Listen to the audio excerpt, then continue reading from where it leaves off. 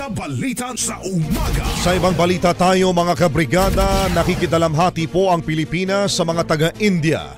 Sa gitna ho ng malagim na trahedya matapos bumagsak ang Air India flight AI-171 sa Ahmedabad, India kahapon.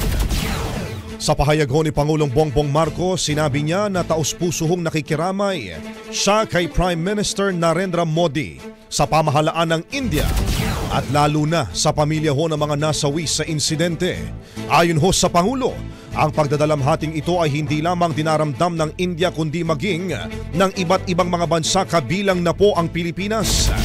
Dalangin din anya ng bansa na magdulot ng linaw at kapanatagan ng isinasagawang investigasyon sa mga naiwang mahal sa buhay ng mga biktima.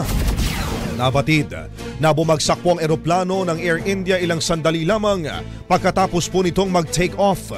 Sakay po ng naturang eroplano ang 230 na mga pasahero at 12 crew members kung saan isa lamang Indian national ang survivor. Brigada Balita Nationwide. Ang bahaging ito ay hatid sa atin ng Drive Max Coffee. Ligayang tuloy-tuloy.